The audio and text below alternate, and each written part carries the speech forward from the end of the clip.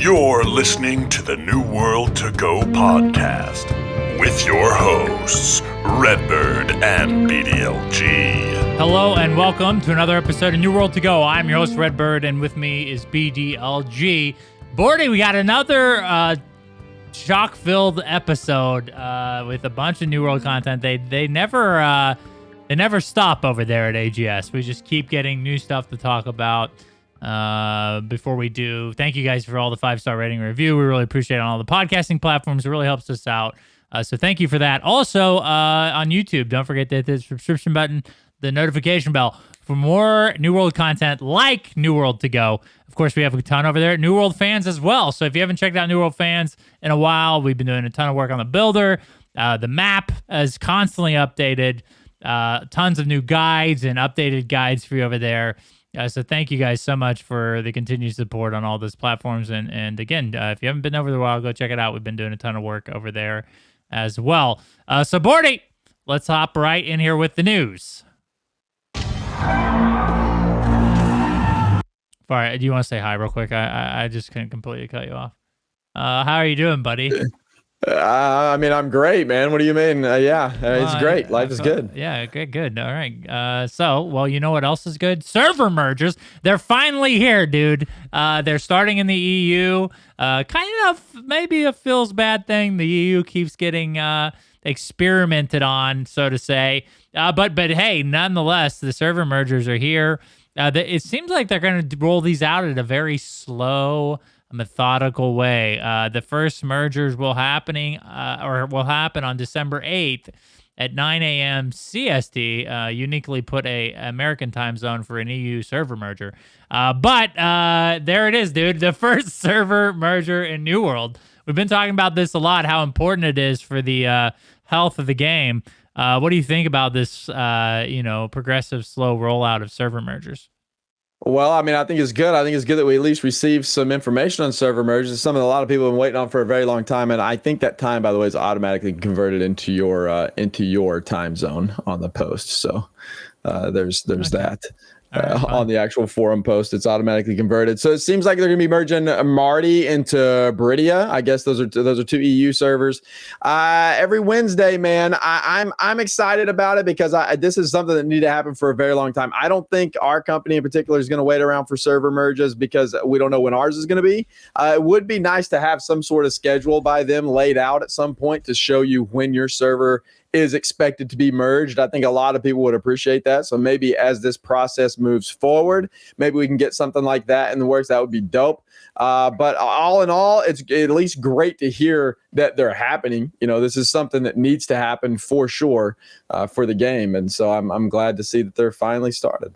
Well, yeah, I'm glad that they're going slow too, because who knows what's going to happen in this, marriage of two servers. Someone could end up extremely rich or extremely poor, depending on how this goes. So I'm glad they're taking it slow, working out the kinks as they go. Obviously, it's just good to know that they are working on them and they have started. So people, if you're on a smaller server and you're really dedicated or excited to wait for a merger instead of using your transfer token, those are on the way. We don't know how quick they'll be doing these. It seems like what they said, a few a week, right? Yeah, something like that. I don't know. I don't think anybody knows at this point. They're going to test this first one, I guess, see how it's going to go, and then I guess go from there. And they said it was also stated that New World is going to try to schedule mergers on Wednesdays. So that makes me think maybe if there's any issues, they're just going to do them once a week and kind of work them out from then on. We'll see if they speed that up a little bit. But overall, just a very positive thing. That they have started the mergers, because I know that is a big thing for a lot of people. I think there's still a lot of people playing the game, Bordy, but it's just so spread out that it kind of feels like maybe there aren't. Yeah, for sure it does, for sure. So real quick on the server merger note too, just to let you guys know how that's going to work, because a lot of you may have not read this, may be curious as to how the mergers are going to work. So what's going to happen is if you are a world that has a low pop and you are getting merged into another world, you're going to keep all of your stuff. You're going to keep everything you have. Nothing's going to change except for territory that your company may own. If you are merged into another server, then your company will be compensated for territory that you own. If you are a server that is getting merged into, if some other servers are getting merged into your world, then you really won't see any change other than like a big influx of players. So that's kind of how that's going to work, man. You're gonna keep everything, but if you are coming to the own servers, you will be compensated for them, but you're gonna keep everything else, but you can't take your territory with you. So that's how it's gonna work, man. Yes, sir. So, stay patient, guys, and it seems like you'll be getting some new friends soon on your server. So, Bordy, we got a lot to talk about today, so let's hop right in here with the topic of the week. All right, so we all thought it would be coming eventually to New World, and the first announcement for a seasonal activity or a seasonal update is here in December, and we'll talk a little bit more about the specific date later on in the episode. We are getting a Winter Convergence Festival. So this is, pretty exciting stuff here, Bordy. We all like seasonal content in MMOs, or at least I know both of us do. We're going to dig right in here into all of the December update news for you. And of course, we're going to start with Winter Convergence. Now, this is they're basically, I don't know, the winter holiday event in New World is going to be the Winter Convergence Festival. It will be happening, what we think will be, they announced on the PTR patch notes, it'd be December 14th, right, Bordy? Yeah, December 14th through January the 11th is whenever the Winter Convergence holiday event is going to take place. So I would assume that's whenever the patch is going to hit. Like December 14th, that's on a Tuesday. That's typically whenever the patches happen, I do believe. So I would think that we'll be getting this patch on the 14th. That's my best guess, yeah. Yeah, so we look forward to that. Obviously, it's up in PTR right now if you want to try out some of the new systems that we're going to talk about that they're putting in place for the December update. A lot of big changes overall, Bordy. We'll start with the festival first. There are basically a bunch of new activities that you can do in New World, new materials that you can gather, presents that you can collect, and tokens and appearance items and actual armor. And there's a tons of things that you are going to get to achieve and earn during this festival, dude. And it all starts with our friend, the Wandering Yeti, or Yeti the Winter Wanderer, dude.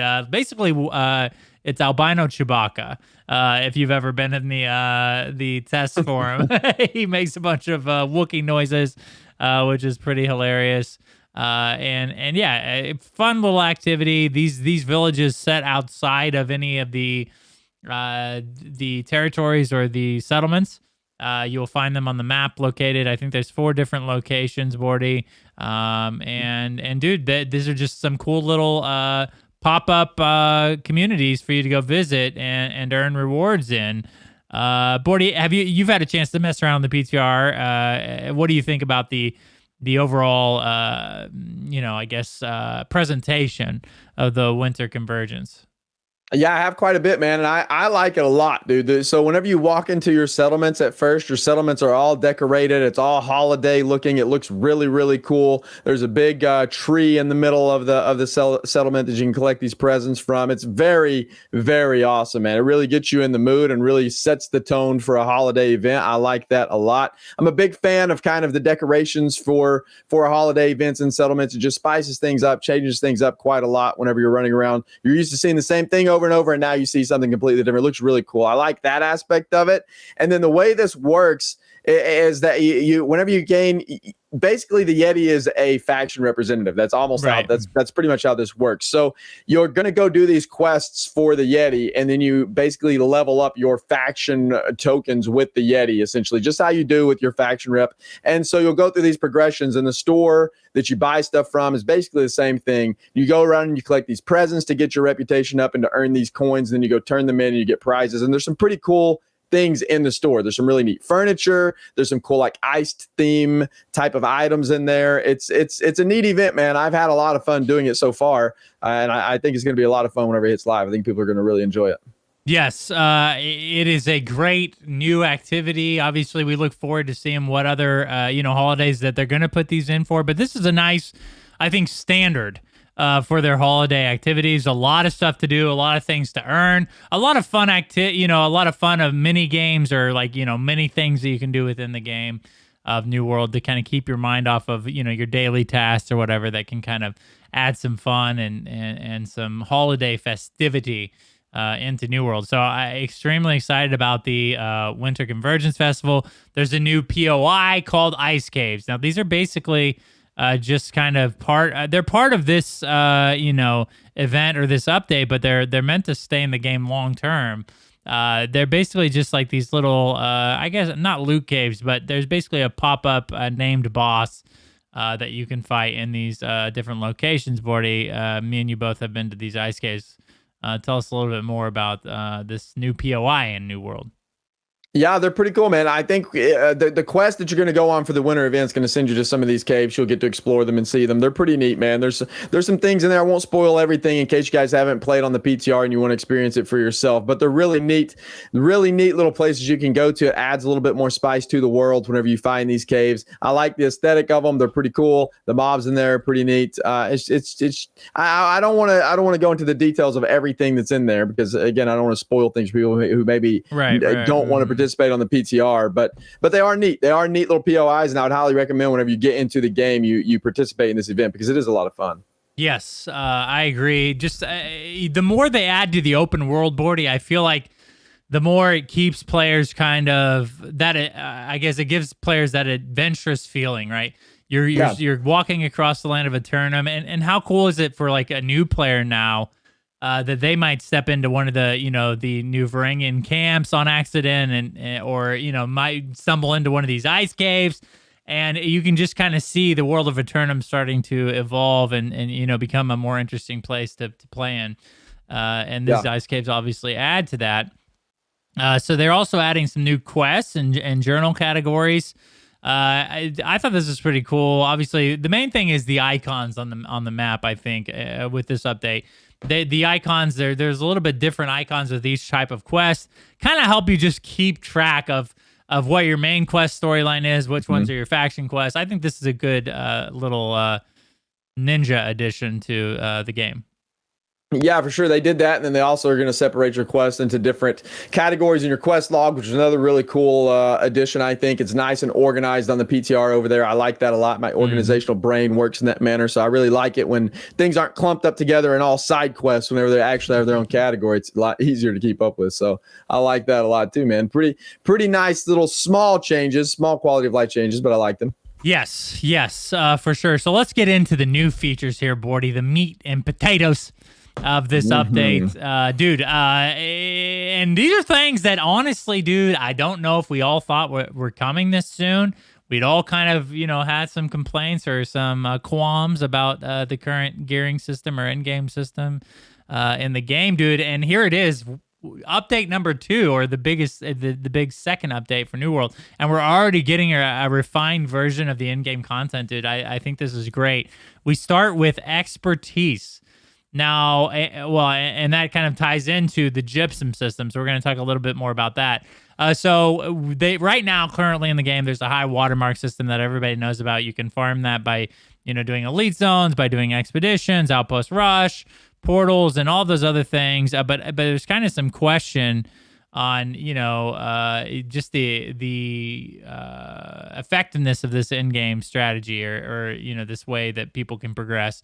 Just because it was something that is quite of a grind, Bordy. It is very abstract. I mean, we have a gear score tracker on our website that helps people keep track of it, but for the most part, it's kind of left to the player's device how you're going to keep track of where you're at in that that journey.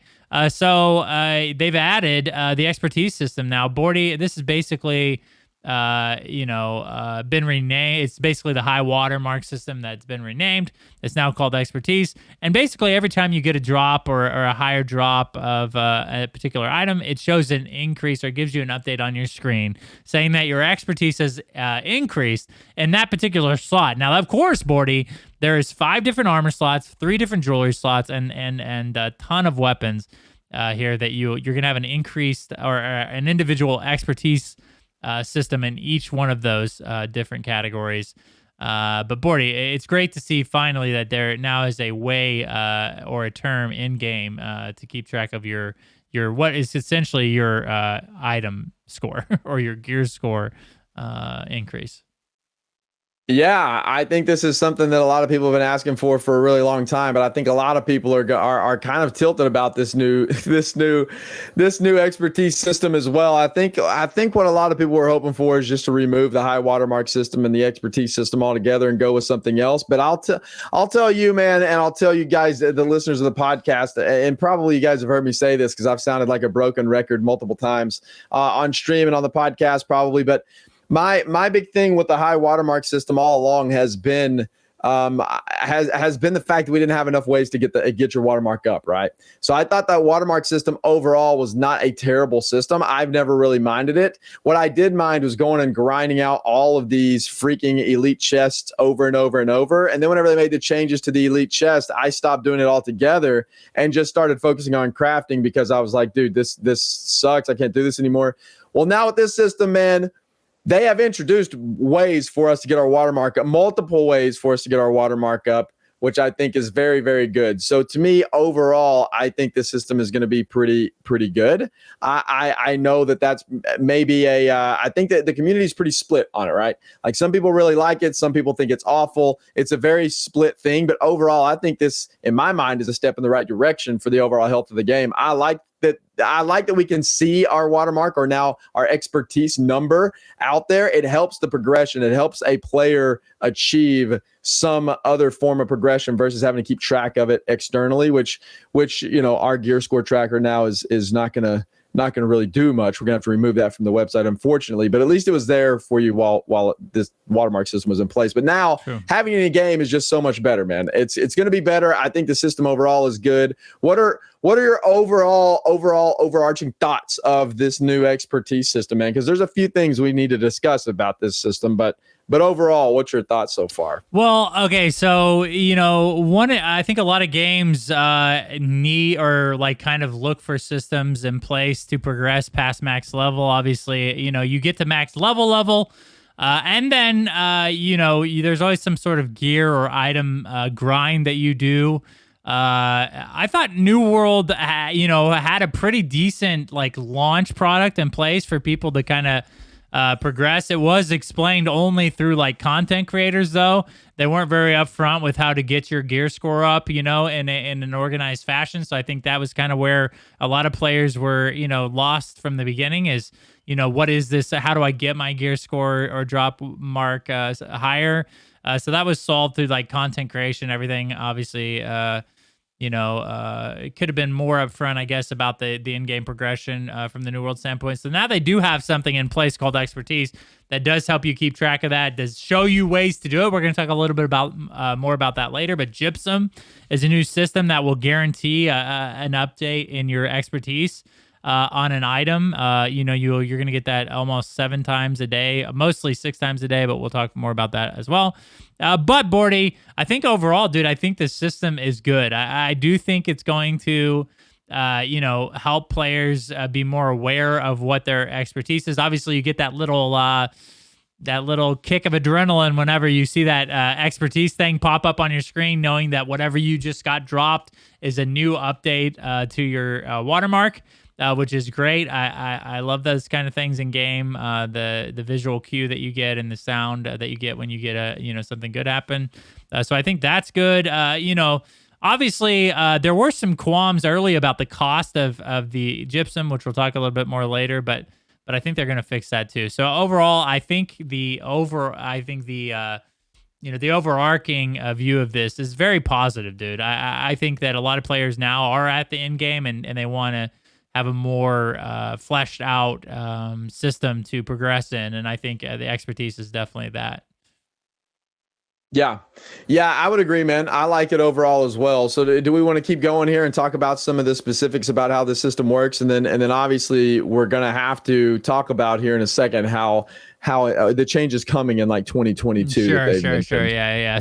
So basically, the expertise really, when you get down to it, is just basically the way that the gear that your character can equip.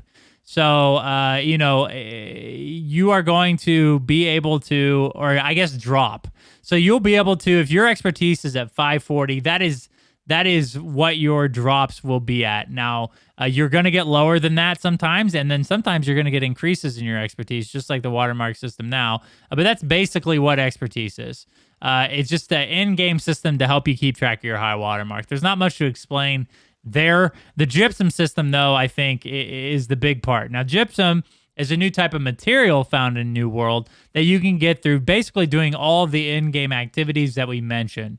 It will be elite zones. It will be your in-game expeditions. It will be outpost rush. A new thing that we're going to talk about later, trading skill aptitude, arena caches, which are basically your open world arenas, such as your Spriggan or your Siren Queen. And your breaches, your portal breaches. They haven't specified what levels. I don't think you can get the breaches from yet, but we'll see. I would assume they're going to be only the in-game breaches, but we'll see. And then finally, there's a little bit of a new potion that they put in the game that will attune you to a lower level, so you can get gypsum from those. So gypsum is basically a material body that you'll use to make these orbs that will then be used to make casts in a particular item that we mentioned before, your armor, any piece of jewelry, or any weapon, that will give you a guaranteed expertise increase.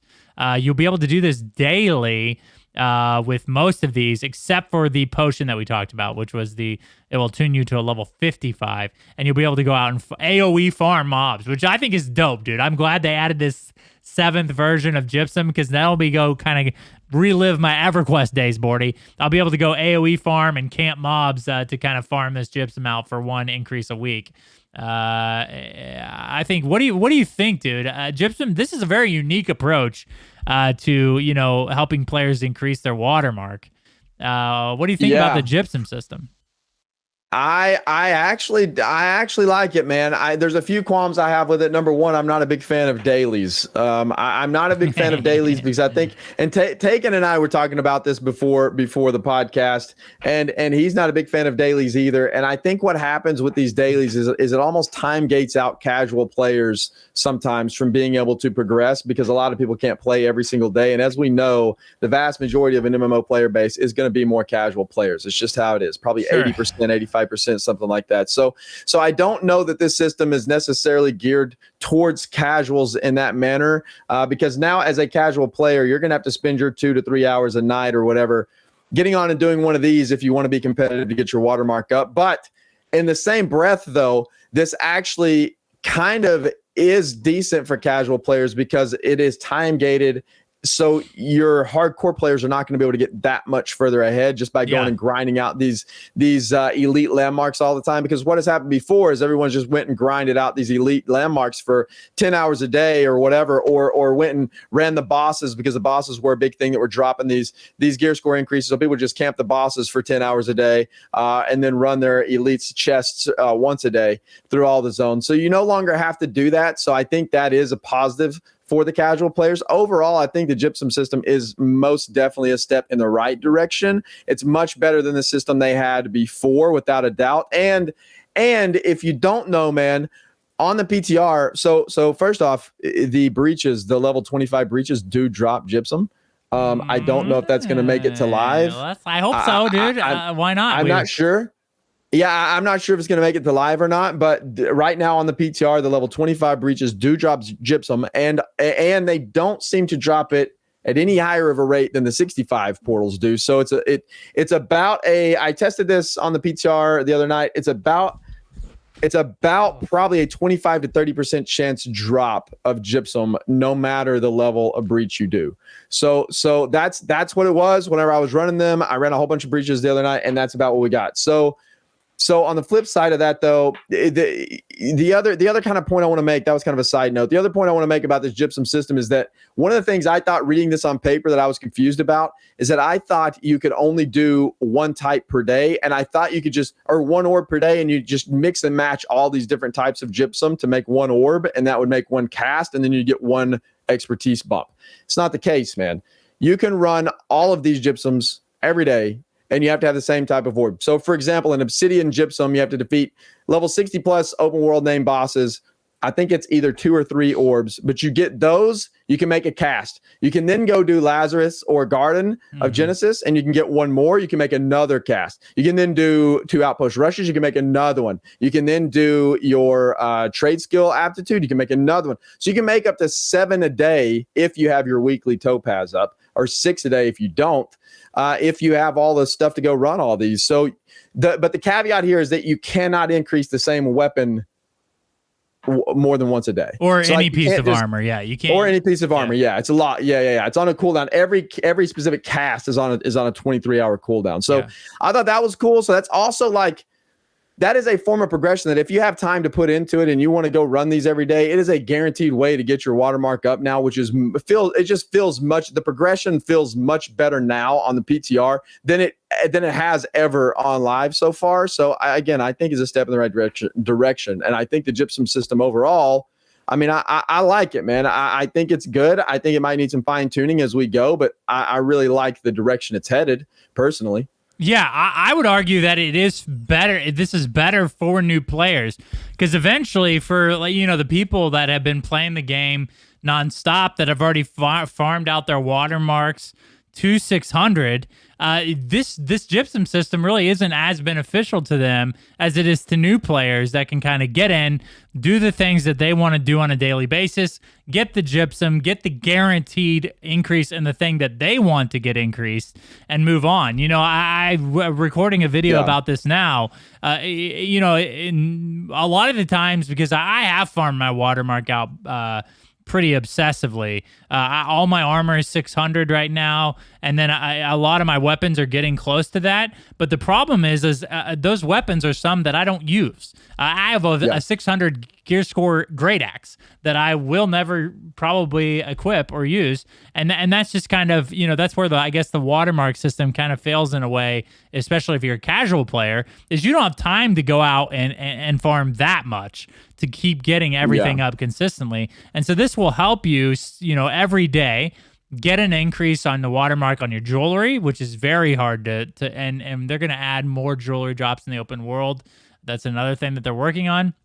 But as of right now, it's very hard to get your jewelry watermark increase, and it's very hard to get a weapon that you want specifically to increase. It takes forever to farm that out, and this will help new players do that, help new players at least, I like Outpost Rush. Some days I don't want to do anything else but Outpost Rush, and this will at least guarantee me 1 more watermark increase and something that I want to increase on a daily basis. I do think this is going to be very good for more casual players to have these daily set up. You don't have to do them, and again, a lot of they're, like you had mentioned before, they're not going to fall further behind with this system. I think this is just going to help close that gap on people that can play more, because this is not as useful for the other players as it is for newer or more casual players, like people hardcore players. The Gypsum isn't as useful to them as it is for other people. Yeah, you're right, because most of the hardcore players already have their watermark up, right? So I guess it all then almost kind of hinders on when they decide to increase watermark again, right? If they do, which I hope isn't for quite a while. I hope they give some people time to catch up. Like, I am getting pretty close as well. You're a little bit further ahead on your watermark than I am, because I took a pretty long break there to work on some trade skills, and then now I'm back on it again. But I will more than likely be 600 in pretty much everything before some of these really big changes come out that we're going to talk about that's coming in 2022.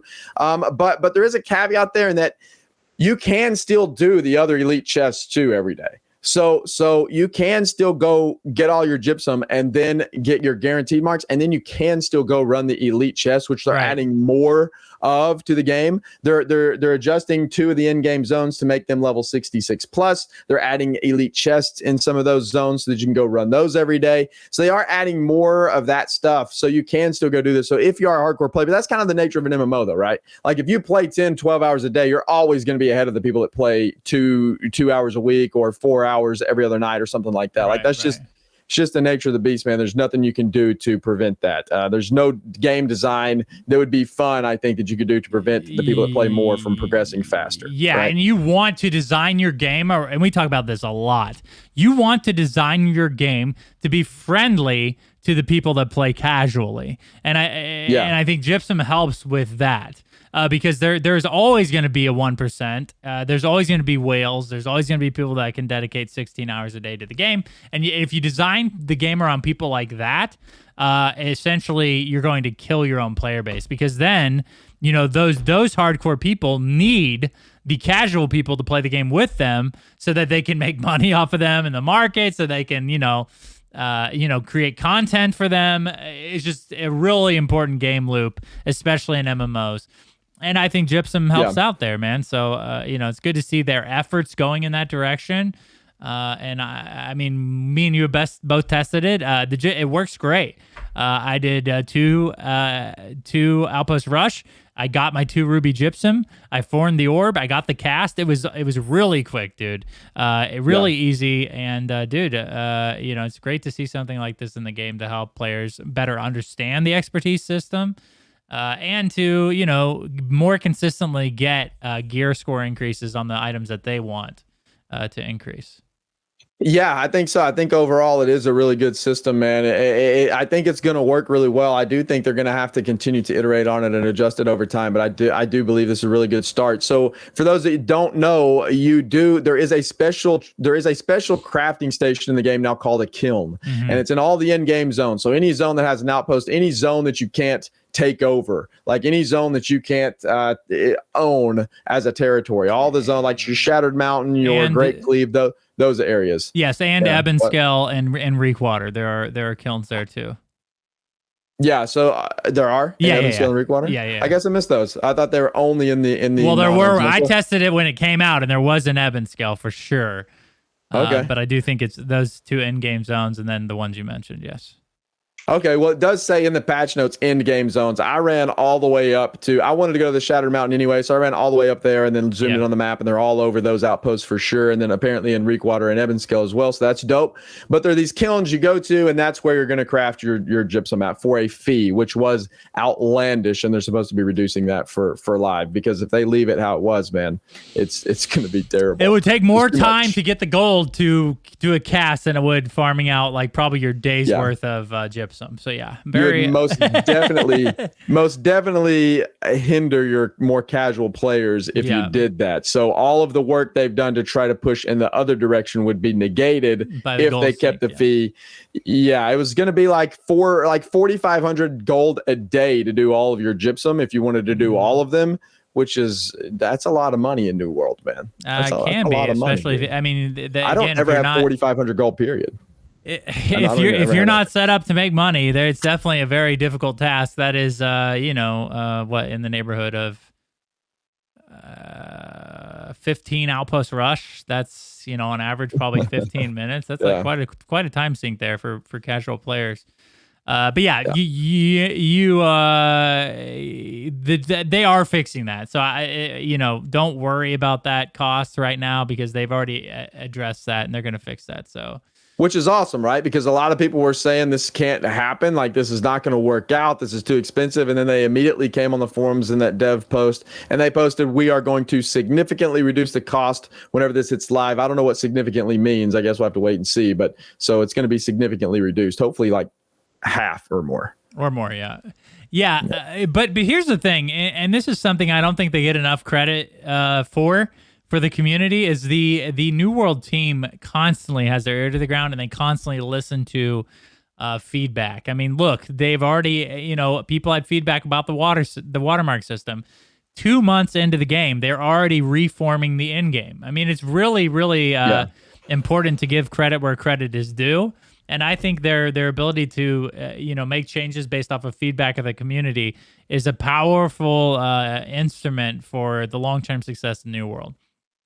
Sure. I would agree with that. I would agree with that for sure. I think a lot of people, some people don't like the system, but like it or not like it, whatever, they have listened and they have changed it. So I don't know what more you could really ask for as a player. If you're complaining about the system before they change it and you're still complaining about it now, then maybe it's just you that complains all the time. That's maybe. Possible. It's 2021, Bordy. Maybe the mirror is the best place to look for change, right? This all of a sudden turned into a philosophical dad moment, podcast. man. Yeah, Oh, I mean, boy. we can all take that advice, I guess. So one important thing to know, because we've been talking about the increase in in-game chess, is they are adding. This is kind of confusing. I don't know if this has been clarified anywhere. Have you seen anything? But they're adding 2 new level 66 POI zones to the map. Both the Imperial Palace and Malevolence will now be 66. So I don't know if it's these 2 zones that they're just increasing to level 66, or they're just increasing them. Okay, so they're not adding 2 more POIs. No, I don't think so. I didn't see that in the patch notes anywhere because I was a little bit confused about it too with the wording in the actual one. But whenever you read through the patch notes, all it says is adjusted 2 POIs to become in-game content. So Malevolence and Imperial Palace plus North Dynasty Shrine. So unless I missed something, which I could have missed something. If I missed something, then our listeners can correct us for sure. But I think that's what they're doing. They're just adjusting those 2 to become in-game, because right now they're like very low 60s, and I think Imperial Palace is even 50s, so it's kind of useless to go there to do much of anything in-game. It progresses as you level as you go through it, but it never gets anywhere near like dropping max level gear score. Yeah, exactly. Right. So once you level through it, nobody ever goes back there for any reason. So it's like it's kind of dead content. So it's kind of I like it. And now to their point, they now have in-game zones in all of the in-game areas, whereas before there really wasn't. Yeah, and I mean there were some other reasons, like get particular items that you farmed from those locations, but it kind of feels bad to like I don't know. Your in game was like, I think it didn't really needed to be divided up the way it was. Like you can only get this gear score increase from 600 to or from 500 to 525. Then that zone's no good. You got to go and you got to go to a different zone and farm this zone. I just feel like if they, and it seems like they're pushing in this direction, if you just make all of the like 60 plus areas like more elite, more group content, and then have it centered around increasing and progressing your character, no matter what, what venture you're on in that chain of events, then I think it's better. And so it seems like they're moving in that direction for sure. Yeah, I'd like to see them do that with more of the zones too, because right now, to your point right there, some of those zones still are like that, to my knowledge anyway. Like some of the Upper Spicken and some of those other zones still, if you go farm those hoping for 600 drops, you're going to be there for years, man. Like you have to progress up currently. Right. So you have to progress up through the ranks still. So I think that is still kind of an issue, but maybe that should be the case with some of those zones, because you don't want everywhere to be that high. But anyway, that's neither here nor there, I guess. But anyway. Overall, good changes with the expertise system, the Gypsum system. I look forward to seeing those on live. Again, I would love to get my jewelry up to where my rest of my stuff is. So I'll be using this on a daily basis for sure. Trade skill aptitude, Bordy. This is really exciting. Maybe even better for in-game than the Gypsum system. There is now a way to progress in trading past level 200. I know I really wasn't, I'm not a big trade skill person, admittedly. So I wasn't looking for anything like this. I didn't know I was looking for anything like this, I guess. But dude, here we are. We got a new system that it lets you infinitely progress through your trade skills and rewards you along the way, Bordy. Another really cool idea here. What do you think about the new trade skill aptitude system? I like it for the health of the game. For my own selfish reasons, I don't like it, because now it's going to tilt me whenever people have like 200 aptitude and I don't have any at all. I have 200 in a trade skill, but now I don't have 200 aptitude. So it's like, crap. Well, the main thing is it won't change the quality of stuff you can make, right?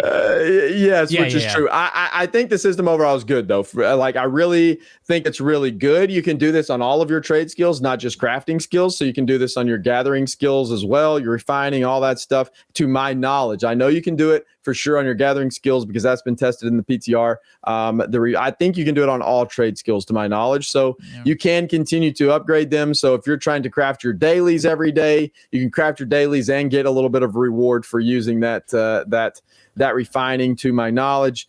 So I think it'll be cool, man. I like the idea of being able to continuously progress them. Before, like way back when, trade skills were infinitely progressed anyway. You could just keep progressing them. And then they capped them at 200, which I personally really liked whenever they decided to cap them at 200. But now there is you get something more whenever you're just a crafter, right? So if you just want to continue to craft, and that's your role in the game, that's what you want to do, you can still progress, which is going to feel really good for those people, you know? Yeah, and to be upfront, you're not progressing the way you can craft, at least not yet. I don't know, maybe in the future they may add that you have to have a certain aptitude to craft certain things. But as of right now, the aptitude is just like a reward system for people that have already hit max level that decide to craft for their buddies or whatever. Yeah. And earn gypsum. Yes, exactly. So that's another big part of the gypsum system, or at least one of the 7 different ways which you can get your cast for the day. And that is, leveling up in one of your trade skill aptitudes, Bordy. So, again, I love the idea of continuing to define the progression in New World. People that are, playing the game on a regular basis that can continually feel rewarded, I think is a very cool idea. There is some traps there, obviously, if they do, link it to certain things. But overall, dude, I think it's a great system to reward people that like trade skilling, because obviously us PvPers and PvE people, the gear score, leveling up your gear score, and getting better gear, getting best in slot perks. So those are big moments for us. But, once you're a trade skill person and you get a hold of your, 600 minor set or 600 arcanist set, then you're basically done gearing wise and progression wise once you hit 200. And this kind of will help those people stay rewarded and hopefully keep them crafting for a long time to come. Yeah, very good system, man. They also added some new refining stuff too, man, that I think is very important to mention very quickly here. You have the refining recipes that now let you refine 250 of a tier 5 raw ore, wood, fiber, or rawhide into one legendary material. So now you can convert like 250 orichalcum ore into one tolvium or into one cinnabar, I think. And orichalcum ingots can now be crafted with platinum as well as star metal, which I think is a very good change, because before platinum, silver, gold, platinum, all that stuff wasn't used very much. It was used in jewel crafting, and then that was about the extent of it. Well, now it's going to be worth farming those nodes out whenever you see them in the open world, because that can now be converted into orichalcum. And now stockpiling on orichalcum will be very important too, because now you can convert your orichalcum into these daily materials that you're going to need, which is, dude, I love that change, man. I love that change. I am not very much of a gatherer either, and so whenever I put on my luck gear and I go out and I farm 500 orichalcum nodes and I don't get one tolvium or cinnabar, I tilt. And I am so glad now that I can convert my orichalcum into those to make my daily cooldowns. It's going to be so much better. I like that a lot. Yeah. It is definitely a good change, I think, overall, because, like you mentioned, it could be a little bit. I think a lot of people were farming out these nodes and farming out these materials, and then they have like 20,000 orichalcum with no use for it, but they have like whatever the tolvium they need, the valuable things. So I think it's a very good change. Obviously, the star metal and a platinum one is one that makes a ton of sense, because obviously, if you're not working on jewel crafting, you don't really need the platinum. If you're not working on armoring, you don't really need the star metal. So it's just a nice way to convert those two materials to your in-game ingot, which is orichalcum. Bordy, can you think of anything else here? Well, yeah, we have a big elephant in the room we need to talk about pretty quickly, and that's the changes coming in 2022. Let's address it right now, dude. Take it away with the future outlook on gearing. So basically what's going to happen now in 2022, there's a change coming that if you don't have your watermark to 600, so say for example, so this change is not coming until like early 2022. We don't know the date. They've just announced that. But right now, if you have, say you're wearing a 600 gear piece, like say you're wearing all void bent armor, right? And it's all 600. And your watermark or your expertise for your armor, let's just give it a round number. It was 550 across the board for all your armor pieces. And you have void bent on for everything. That void bent is going to get downscaled to that 550 gear score or expertise score. So a lot of people are really, really angry that that's coming into the game, because what they're trying to do is they're trying to prevent people from bypassing the expertise system and just buying and crafting your gear. So before, whenever you buy your gear or craft your gear, it did not increase your watermark, and it still will not increase your expertise. But what people were doing is they were just buying their way up to 600 gear score items, and then just becoming very powerful, kind of bypassing that entire system of the watermark or the expertise. And so now it's going to downgrade your stuff to your appropriate watermark. Now, you can grow into it. So if you buy a legendary 600 gear score item and you're only 550 expertise, as your expertise increases, so will the power of that item. So you will grow into that item, and your perks are still going to be valuable on that item. So if you buy a legendary, that legendary is going to be a lot better than a rare or an epic even of the same tier or the same gear score, because you're going to have the perks. And here's my argument, man. A lot of people are very, very angry about this change, because a lot of people have grinded up their crafting or just their money to buy items to get them to 600 gear score, and they just didn't want to participate in the watermark grind, which I don't blame them.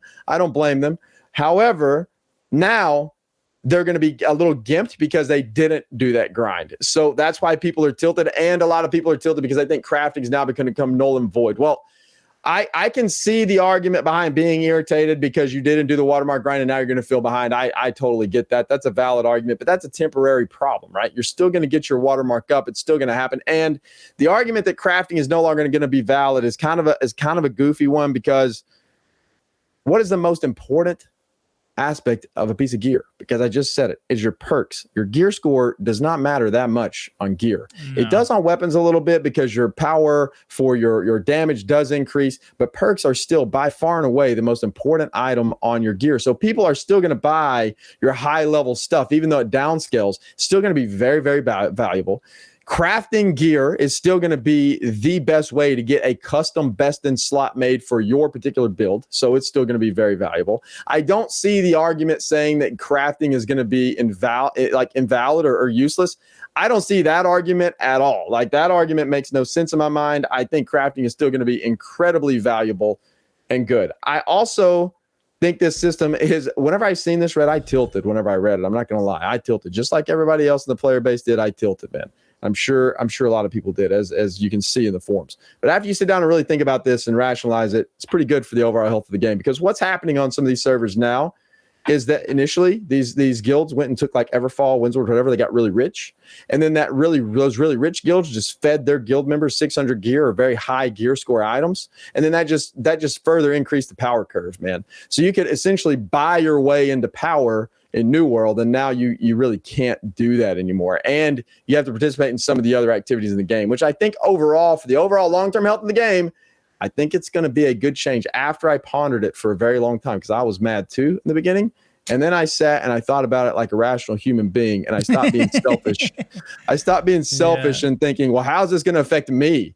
Well, they don't. The developers can't think about you. They have to think about the game as a whole, the overall health and the overall just health of the game in general, and how all this is going to tie into the game loop, and how this is going to work, and how players are going to interact with everything. And whenever you start sitting down and you think about it in that manner, I think you'll come to the same conclusion that I have, is that overall, for the long-term health of the game, this is actually good.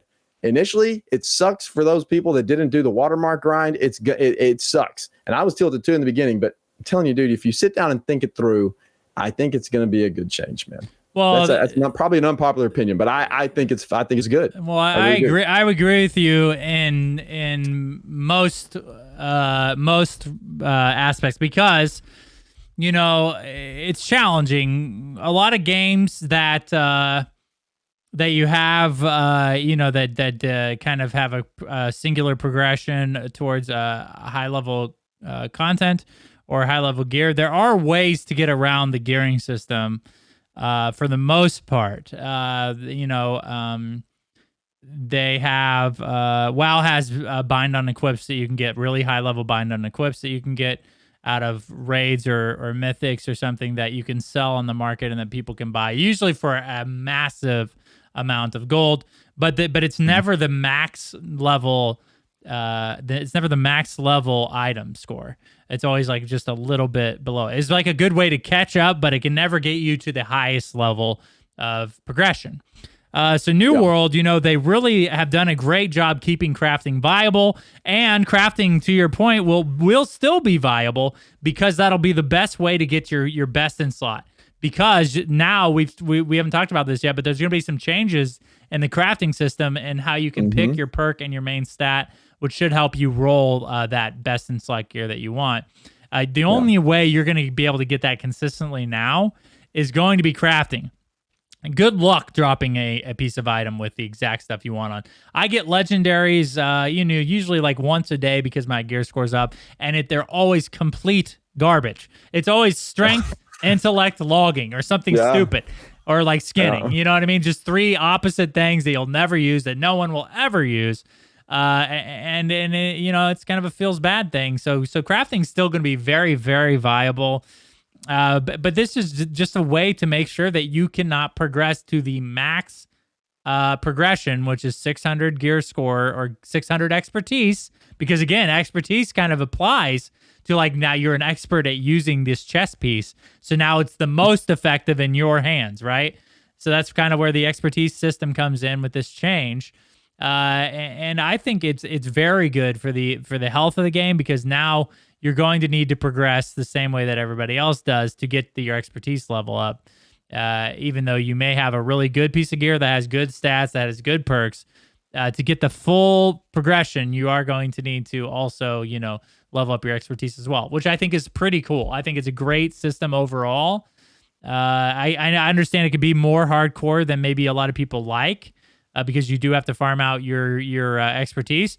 But look, they've added Gypsum to help you get there as well. So you'll be able to consistently, So it's like, I don't know, like I think a lot of people overreact because of all the changes kind of not being on live yet. They're all in the PTR. So people kind of isolated this change out and said how bad it was. But if you look at the entirety of this patch or this December update, I think overall the in-game progression of New World has gotten a lot better. I would agree with that too, man. And I think that initially, whenever you read through that, you're reading through all these things. And I think what happened is a lot of players were really excited about these changes, to see all these changes come in. And then you read that and it's just like a thorn in your side. It's like, it's understandable. Why, man? And then whenever you are, especially if you're one of the players who has not done the grind yet to get your watermark up, you look at that and it's just like a shot in the gut, because it's like, man, I didn't want to do the watermark grind, and now I'm punished because I didn't want to do it, and that's how you feel. And I get that sentiment, bro. I understand. I understand why some of those players are angry. I do not understand why people are tilting, saying crafting is going to be not viable. That's kind of, in my mind, a ridiculous thing to say. I think crafting is still going to be. I don't think it's true at all. Consumables, ammunition, trophies, even armor. Well, aside from that, it's like gear. I think is what they're talking about in specific. Like consumables is one thing. The perks, we already talked about that, but the perks are on the armor are insanely important. I just don't see crafting crafting still going to be incredibly viable. Like the crafters do not have to worry about their stuff not selling or the market crashing and all those things that are going around on the forums and on Reddit. I think are invalid. I don't think that that's going to happen. I do sympathize with the people who did not do the watermark grind, and now they've raised all their trade skills, thinking they would never have to do this, and now they do, and that sucks for them. That feels bad. But looking ahead, looking long term, I think it's the right play, and I think it's the best thing for the game, for the future progression of New World. At the moment, it feels real bad, and I feel bad for those people. I'm glad my watermark is at least high enough. It's not 600 yet. I'm 600 on some things, but not everything, and so I still have a little bit of work to do too. But it's like, we'll see. I think overall it's good, man. I really do. Well, and I think it's important to know that, the people that did grind out their watermark did it a lot slower than the people that haven't yet are going to be able to with Gypsum. That's another big thing, because Gypsum's going to allow you to progress exactly what you want. So maybe if you're, even on a daily basis, you'll be able to progress each piece of your armor and both of your, or at least one of your weapons. every day. And if you do the arenas and the dungeons as well, if you're able to get into those, you'll and do get those natural days, expertise increases. Those are guaranteed increases, whereas before they were supposed to be, but they weren't, because I ran dungeons multiple times and didn't get guaranteed increases. So now they're supposed to be working as intended. You're supposed to get your guaranteed increases from those things. So it should be, I think getting your expertise up will be a much more rewarding and easier process than it was before. Yeah, and really, you're talking about a few stats when it comes down to it. You're still going to get all the active perks, it seems. You're just they're talking just scaled about down in effectiveness. Yeah. So overall, I do think this is a lot less of a deal than most people are making it out to be, because you're still going to have your void bent, you're still going to have every perk on there. It's just they're gonna have the luck. Yeah, you also if you have 600 watermark now, that is transferring. By the way, there's some fake posts going around on the forums and on Reddit that some dude supposedly talked to some customer service rep at Amazon, and maybe he did. And it's a customer service rep. I mean, they probably didn't know. They said that it's gonna go back down. That's either fake. How many times it's completely bogus. It's kind of crazy. Yeah, all the time, dude. Every time something like this comes out, somebody posts some fake news out there. It's completely fake, by the way. Your gear score is transferring over. The devs have confirmed that. So if you have grinded your gear score up, you're not getting reset to 500. So don't go quit the game, because a lot of people on those posts, I quit. I'm done. That's too. They're not going to do that, man. That's dumb. Okay. So don't listen to everything you see on Reddit. But lo and behold, it's not. It's everything you read on the internet's not true. Okay? It is surprising that you have to tell people that the internet's been around for 30 years or more. Use your brain, man. Like, you really think they're going to do that? Like, no. Yeah, they're not going to be that dumb. Obviously. Well, they would lose a lot of players, and they know that, man. They're not idiots. You know what I mean? Like, dude, oh man.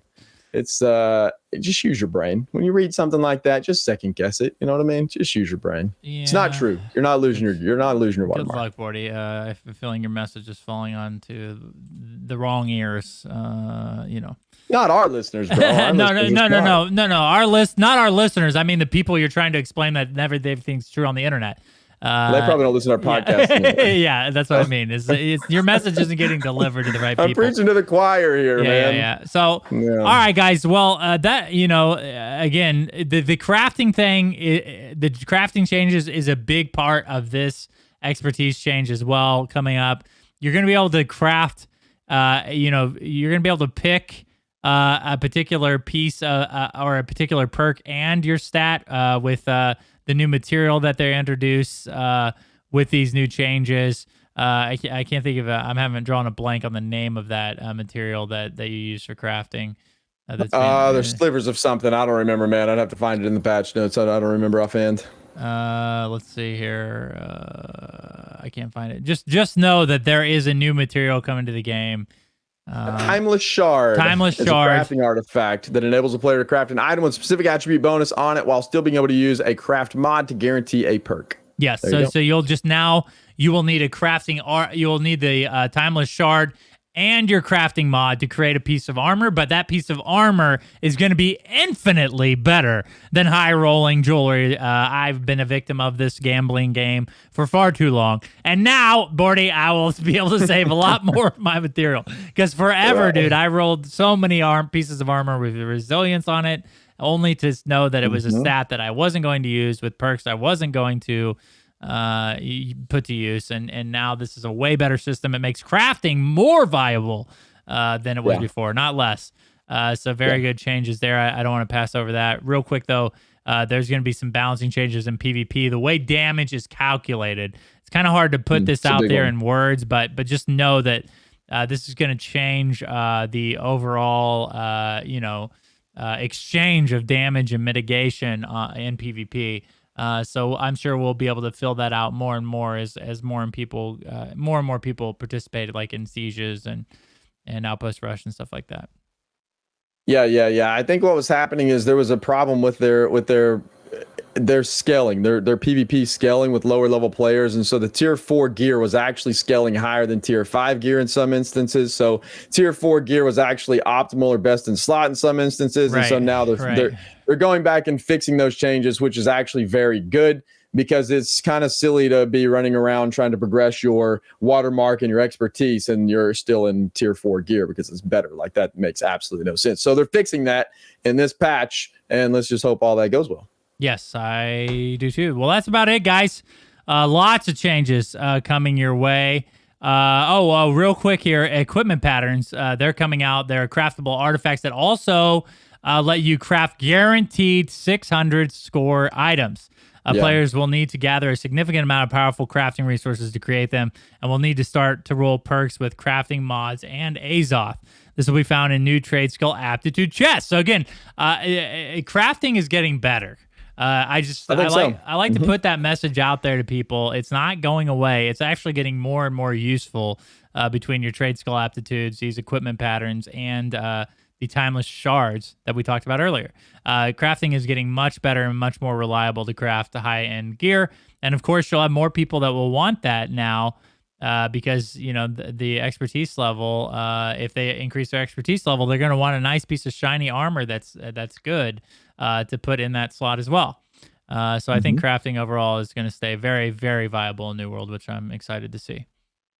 Yeah, absolutely. All right, guys. Well, that about does it for your December update patch notes. We'll continue to cover it on the podcast, obviously, as things go. But we do think the date is going to be around the 14th of December, or at least for the winter update, which would be a Tuesday for them to put that out live. But who knows? They may put the actual patch live and then just introduce the winter thing on that date. We don't know yet, but we do know that the Winter Festival starts on the 14th. Yeah. All right, guys. Well, that about does it for our main topic of today. We are going to go right into our company of the week. All right, Bordy. So first off the bat, we have Not For All. Yeah, so Not For All is an EU company. They are on server Duat. I don't know if that's how you say that, D-U-A-T. Their faction syndicate, and their focus is PvE, actually, which I find pretty interesting. We don't get a lot of these on the podcast. So they are currently recruiting. It says Not For All is a company built by friends. Their core group comes from the Netherlands, but during open beta, they recruited around 100 members in their company from all over Europe. They were the only company that was able to claim territory with the help from allies during open beta. And since the open beta, they have done a lot of work to keep the community together so that they're going to be strong all throughout the duration and life of New World. That's their hope. So if you want to join them, it looks like their focus is on PvE, but it does look like they've taken some territory before. So it looks like they're interested in that type of activity in New World as well. So we'll make sure we post all their information in the description below. It is Not For All, a EU company, so go check them out for sure. The next one we have is Wig Splitters. I like this name, man. They are an Oceanics company. Their server, well, it doesn't say their server here yet. Maybe it will down here in the rest of their description here. If not, you can contact them for more information. But they are on Oceanic. Their faction is Covenant, and they're focused on PvX. So it looks like they're going to want to do a little bit of everything. So they're playing on Australian servers. It says they're a group made up of MMO, RPG, and ex-hardcore survival game veterans. They're coming to New World on release. They do not necessarily have to play in the same group or be in the same Discord at all times, but they do want players that are willing to contribute to the company's success. So their first priority, it looks like they've probably already done that, was trying to gain a territory. I think they've gotten that taken care of. And it says they're easygoing, pretty chill group. They're planning to play in an organized manner in times of war and during company-wide operations such as taking forts or throwing territory into conflict. So it says for more information, you can contact them via their Discord. We'll make sure to link all their information below. So go check them out. Wig Splitters. Yes, and thank you to both of these companies for using New World fans to advertise their company. As well, thank you to all our Patreons who continue to support the podcast, New World fans, the YouTube channel, everything that we do over here at Studio Loot. We're very, very appreciative of y'all. Thank you guys so much for your patronage. Bordy, thanks for joining me on this episode, dude. It was a fun one. Lots of stuff to talk about. Lots of good changes coming in New World. Just awesome, to be part of this community. And we hope you guys stick with it. New World, again, has been a ton of fun for us, and it just, they continue to make changes. So we're excited to see these come to the live server, probably in pretty close to the next time we talk to you guys. Again, don't forget to hit that subscription button, the notification bell on YouTube, And then if you're listening on podcasting platform, just leave a 5-star rating and review. We would appreciate it greatly. Thank you so much for listening, and we will see you on another episode of New World to Go.